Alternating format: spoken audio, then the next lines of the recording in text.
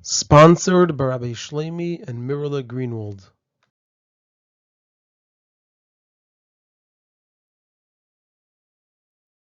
This is a Sicha from Likutei Sichos, Chelek Gimmel, Parshas Korach, Sicha, Alef. And the topic of the Sicha is that in this week's Parsha we learned the Pasuk, and this is a Pasuk that comes after Hashem said to Moshe and Aaron that they should remove themselves from among Korach and all those that were together with Korach, and that Hashem would then consume them in an instant.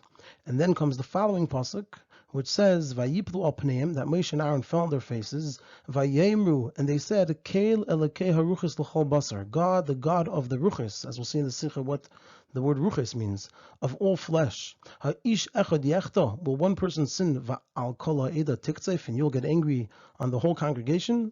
And we learned the two teachings of Rashi on this pasuk. And there are 4 parts in the Sicha. The Rebbe will, number 1, ask 10 questions on Rashi. Number 2, present the key of what Rashi is coming to explain. Number 3, based on this, answer the 10 questions. And number 4, present the Hira and Avodas Adam from Rashi in Pnimiyus Inyanim.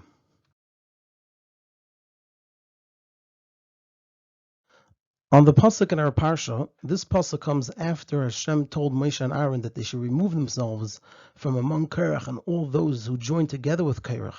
And Hashem said that He would consume them in an instant. So on the next pasuk, where it says Vayiplu al pneim, that Moshe and Aaron fell on their faces, Vayemru, and they said, Keil Elokay Haruchos l'chol basar, God, the God of the Ruchos of all flesh. Ha'ish echad yechta v'al kol ha'eda tiktzef, will one person sin and you'll get angry at the whole congregation? So on this pasuk, Rashi quotes the words Keil Elokay Haruchos, God, the God of the Ruchos, and he explains what does Ruchos mean? Yedei machshavos, the one who knows thoughts. So it means the God of thoughts.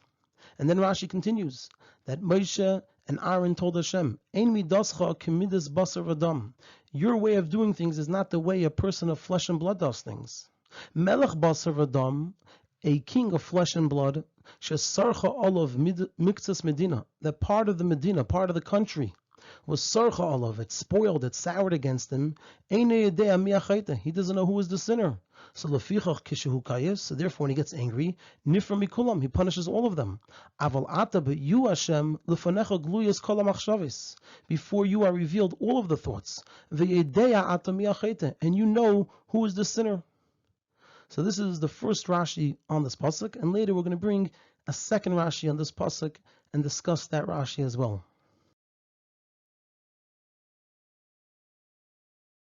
Now, simply the intent of Rashi over here, when he says that Keil Elokay Haruchos means Yedei Machshavos, is to tell us that we shouldn't explain the word Haruchos to mean neshamas, to mean souls. Like we know, we refer to souls as a neshama or a ruach. So Rashi's intent is to tell us not to explain Haruchos to mean neshamas, but rather that it means the machshavos, thoughts. And this also fits with what it says in the previous parsha. It says Va'avdi kolev ekev haisa ruach acheres imay, where over there also ruach means thoughts. So simply that's the intent of Rashi over here, to tell us that the word haruchos means machshavos, and the proof of Rashi that it means machshavos, thoughts, is because only according to this explanation is there a connection between Elokay Haruchos to what's written afterwards. That since Hashem is a God of thoughts, so therefore Hashem knows the thoughts of man, and so it doesn't make sense that one person should sin and Hashem should get angry at the whole congregation. But if Hashem is a God of neshamas, what does that have to do with the rest of the pasuk that should only one person sin and Hashem will punish everyone? What's the connection between those two parts? And that's why Rashi continues in its explanation, and he says, Ein midascha kemidas basar v'dam chulu. You Hashem are not like a man of flesh and blood. Because a man of flesh and blood has his own limitations. He doesn't know the thoughts of others. Aval ata chulu, but you Hashem, you're different. Ve'yedei ata miachayte, and you know who sinned. And so since you are the God of thoughts and you know who sinned, so therefore Moshe and Aaron are telling Hashem, is it fear that ha'ish echad yechta, that only one person sins, v'al kol ha'eda tiktzif, and you'll get angry at the whole congregation?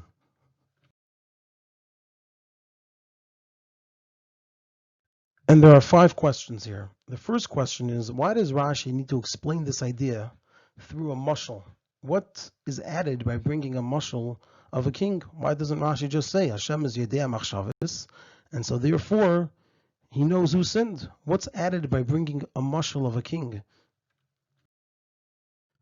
The second question is, if the mashal does add clarity, so then why didn't Rashi bring it in Parshas Vayera by the claim of Avram Avinu, which seems to be similar to the claim here of Moshe Rabbeinu, and so the mashal should fit there as well, where Avram Avinu said when Hashem wanted to destroy Sodom, he said, "Ha'af tisfe tzaddik in Russia." Are you going to kill a tzaddik together with a Russia? It would seem that the claim is the same as Moshe's claim, and so if the mashal does add some clarity over here, and that's why Rashi brings it, why didn't he bring it over there in Parshas Vayera? The third question is, even a melech basar v'dam, even a king of flesh and blood, who judges and rules in a way of tzedek and yesher, he won't punish many people if only one person sinned against him, but rather he'll appoint a judge to investigate and look into the matter to determine who was the one that sinned against him. And even if it's in such a manner that it's impossible to determine who is the one that sinned against him, it's still not so simple to say that because he can't figure out, he can't determine who is the one that sinned against him, so a melech yosher, a king who rules in a way of tzedek and yesher, is going to punish everybody. So why are we saying that that's how a king of flesh and blood would act? The fourth question is, Rashi starts with talking about shesarcha olav miktzas medina, that a part of the country was sarcha olav, spoiled or soured against him. And then he ends by saying and talking about the chayte. He says, Eine yedea mi ha-chayte. And ata yedea, Hashem knows mi ha-chayte. How come Rashi switches from sarcha to chayte? And the fifth question is, similar to the fourth question, Rashi starts with talking about miktzas medina, which is in the plural, a part of the country. That means it's more than one person. And then he ends with a chayte in the singular, that there's only one chayte. So why does Rashi make this change?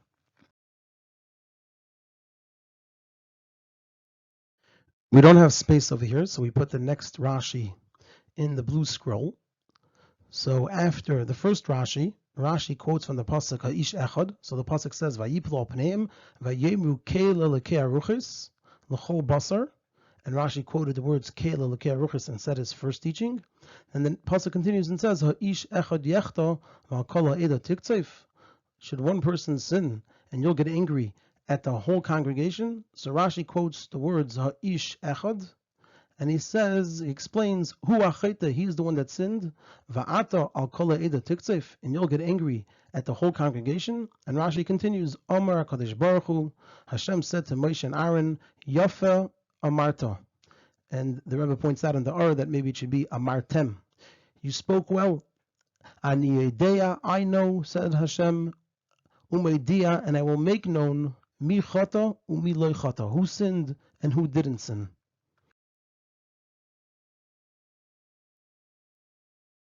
And there are 5 questions on this Rashi as well. The first question is, what's the intent of Rashi in replacing yechta with hu achayta and adding va'ata? In the pasuk it says ha'ish echad yechta. Rashi says ha'ish echad hu achayta. And the pasuk continues va'al kol ha'eda tiktzeif. And Rashi says va'ata al kol ha'eda tiktzeif. What's his intent of replacing yechta with hu achayta and adding the word va'ata? It doesn't seem like it's adding anything in our understanding of the pasuk.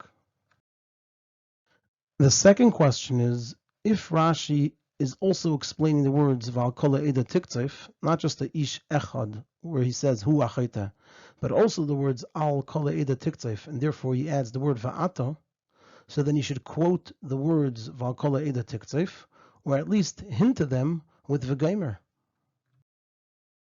The third question is, why does Rashi add at the end the whole part from Omar HaKadosh Baruch Hu, Yafa Marta V'chulu? Rashi, it seems, is coming to explain this pasuk, what it says, Ha'ish Echad Yechta V'al Kol Ha'eda Tiktzeif, and he says, Ha'ish Echad Hu Achayte V'at Al Kol Ha'eda Tiktzeif. So what's Rashi coming to add with the rest of it from Omar HaKadosh Baruch Hu, Yafa Marta? The fourth question, and this strengthens and adds to the third question, is, In the very next psukim, in response to Moshe, Hashem said, "Hey alu misaviv lemishkan Korach dasan va'aviram," that they should remove themselves from the dwelling of Korach, Dasan, and Aviram, and we go on to learn about the punishment that all three of them received with their families. Where we see over there that Hashem punished all three of them. So how does it fit with saying Yafa Amarta? It's not Yafa Amarta, because this whole Rashi is on the words Ha'ish Echad Yachta. That Moshe Rabbeinu was claiming to Hashem that only one person sinned. And here it says Yafa Amarta, you said correctly, but then when we look inside the following psukim, we see how Hashem says that three of them sinned, not just one. So how do these words Yafa Amarta fit into this Rashi? They actually seem to not fit in the Rashi, because this is a Rashi on the words Ha'ish Echad Yachta, that Moshe was claiming only one person sinned, and Rashi says that Hashem responded Yafa Amarta, you said correctly, you said well, but then when we look at what Hashem did, Hashem showed and said that three people sinned, not just one, and all three of them were punished together with their families. So how could we put into this Rashi the words Yafa Amarta when we see what Hashem did is actually indicating that Moshe was incorrect? And the fifth question is, the words Ani Yedea seem to be extra, because the only thing that's important over here is that Hashem is the Moidia, that Hashem is going to show and inform everyone who sinned and who didn't sin. So why does Rashi say Ani Yedea as well? And this is especially difficult since Rashi adds these words that are not found in the Medrash.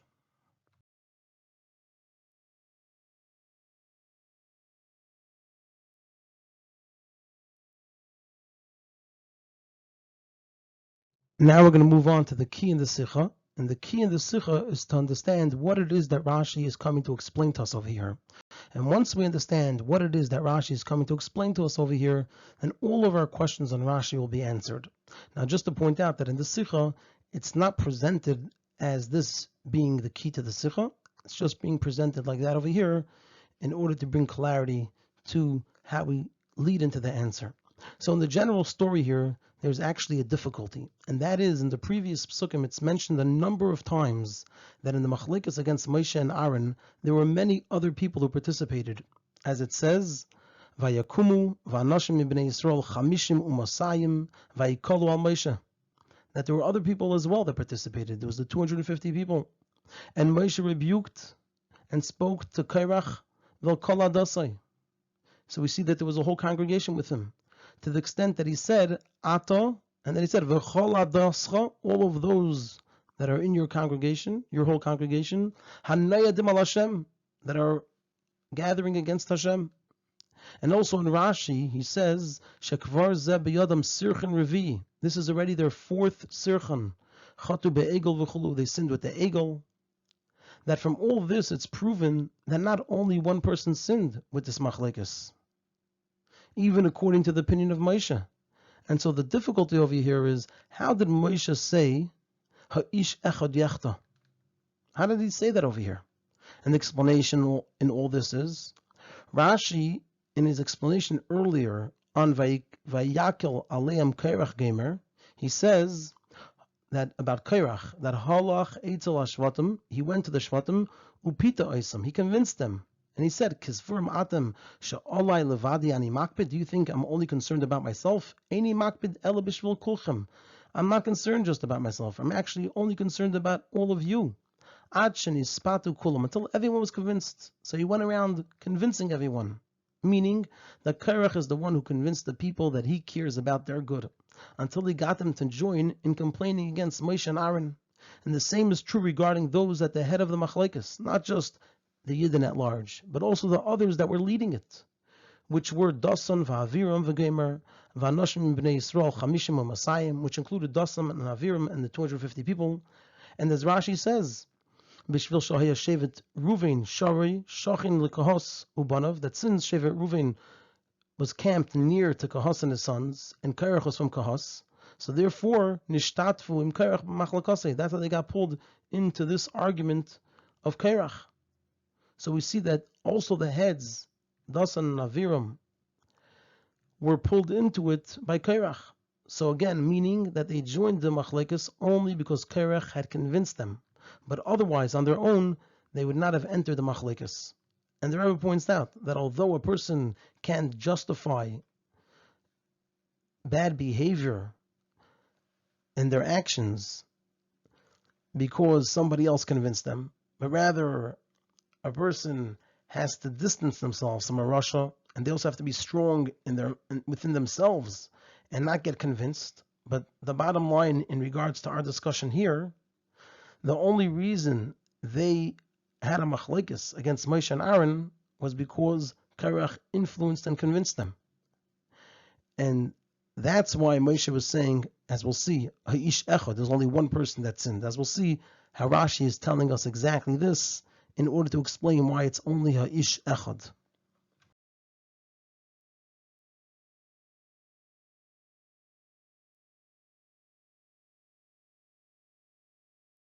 And now we're going to go straight into answering questions 1, 2, 3, 4, 5, 6, and 7. And we're going to start with questions 1 and 2. So this is the intent of Rashi in bringing the mashal from the Melech Basar Adam Shesarcha Olav Miktas Medina.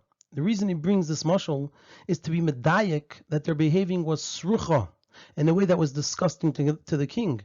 But it's not that they intended to rebel against the king, and certainly not in a way that they would deserve to die for it. So that's why Rashi brings this mashal, because he wants to bring a mashal for this idea that there's one person that convinced a group of other people to go against the king. And so there are two groups. There's the one who convinced the others, and the ones who were convinced.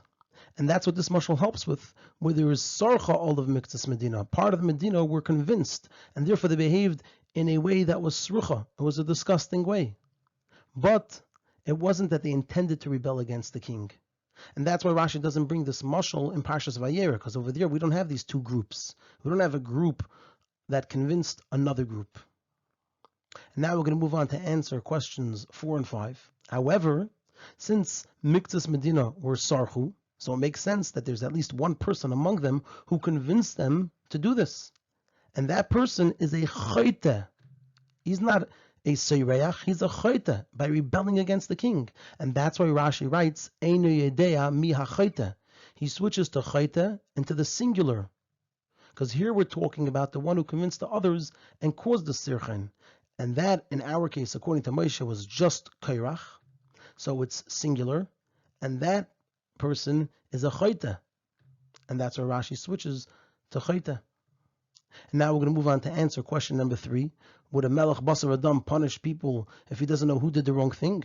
But according in this mashal, now we understand why he would. Because we're not talking about punishing people that weren't involved. We're talking about lumping both groups into one. Because over here we have two groups that were involved in behaving in a way that was inappropriate. There was the one that convinced and the ones who were convinced. But all of them were going against the king. And therefore, by Melech Basar Adam, who doesn't know who is the chayta, so then he punishes all of them. Since all of them were sarchu. But you, says Moshe, lefanecha gluyas kol hamachshavis ve'yedeya ata mi hachayta. You, Hashem, before you was revealed, in front of you it's revealed the thoughts of everyone, and you know who is the chayta, and therefore it can't be that those who only sarchu will get the severe punishment of the chayta. And now we're going to move on to answer questions 6 and 7 that asked about the second Rashi. That what is Rashi? It says Rashi quotes Ha'ish Echad. And in the pasuk it says Ha'ish Echad Yechta. Rashi says Ha'ish Echad Hu Achayta. In the pasuk it says Va'al Eda Tiktzif, and Rashi says Va'ata Kol Eda Tiktzif. And we asked, why is Rashi replacing Yechta with Hu Achayta and then adding in Va'ata? And also we asked, why doesn't Rashi indicate at the beginning Ha'ish Echad that he's also going to explain the words Va'al Kol Eda Tiktzif? So the Rebbe explains that this is actually not a new Rashi the way we see it in our Rashis, but rather this is a continuation of the previous Rashi. It's part of the previous Rashi. It's all one Rashi. And Rashi explains this claim of Moshe using the words of the pasuk. So Rashi says that Moshe said to Hashem, Aval ato, but you, Hashem, lefanecha gluyis kol hamachshavos, before you was revealed all of the thoughts. And you know who sinned. You know who's the one that convinced the others. Ish echad hu achayta. There's only one person who sinned. He's not going to say Ish Echad Yechta. It's a claim. He's saying clearly Ish Echad Hu Achayte. He's the one that did it. Va'ata Kol Eda Tiktzif. So Rashi is not copying the words. He's not quoting the words of the pasuk. He's saying what Moshe said to Hashem, and he's using the words of the pasuk in his explanation. So therefore, we don't have this question about Rashi quoting the pasuk and changing the words in it. That's not what he's doing here. He's just continuing his teaching. And he's saying what Moshe said to Hashem. And he's using from the words of the pasuk to present what Moshe said to Hashem. And so there's no question about Rashi changing from Yechta to Hachaita. He's not changing. He's saying Moshe Rabbeinu said to Hashem, Ha'ish echad hu Hachaita. There's only one did it. And it fits to just in this claim of Moshe to add Va'ata and you Hashem al kol ha'eda tiktzef. There's only one person that's in there, and you're going to be angry at everyone. And there's also no question about Rashi not indicating that he's also explaining the words Va'ata al kol ha'eda tiktzef, because this is not a new Rashi. This is a continuation and a flow of the previous Rashi. It's all one Rashi.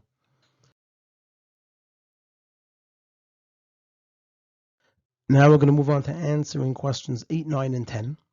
So in those questions we asked, why does Rashi add at the end that Omar Kadosh Baruch Hu Yafa Amarta? How does it belong in this Rashi?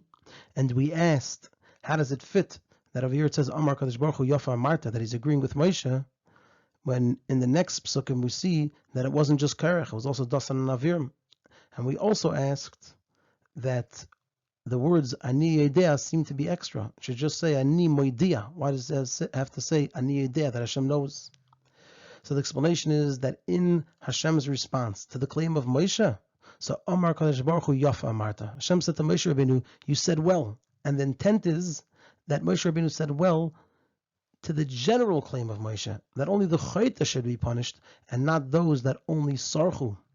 However, regarding the details, it wasn't like what Moshe thought, that there was one Chayta, but rather Hashem said, Ani Yedea, I know. That's why he says also Yedea, know. Because also what Hashem knew was different than what Moshe thought. Ani Yedea Medea, mi Chata, mi lo Chata. That not only Korach alone Chata, but rather also Dasan and Aviram. And that's why Hashem said in the next psukim, Hey Alu Misaviv L'Mishkan Korach Dasan ve'Aviram, because all three of them sinned, all three of them chatu. So that's why Rashi adds over here Amar Kadosh Baruch Hu Yafa Amarta at the end, because this is the response of Hashem to Moshe Rabbeinu, and that's why it fits that he said Yafa Amarta. But then we see that Hashem also included Dasan and Aviram, because Yafa Amarta was just about the general idea to distinguish between the one who was chayta, or the ones who were chayta, and the ones who were sarchu. But regarding what Moshe thought and said that Korach is the only one that was chayta, regarding that, it wasn't Yafa Amarta. Yafa Amarta was only to distinguish between the two groups.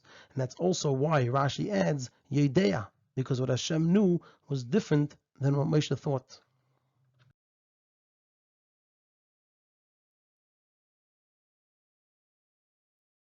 The Hayran Avodas Hashem and Avodas Ha'adam from Rashi and Pnimis Einyanim is, it's told over in our parasha that Moshe sent to summon Dasan and Aviram, and they refused to come, and they responded with great azus, with great brazenness.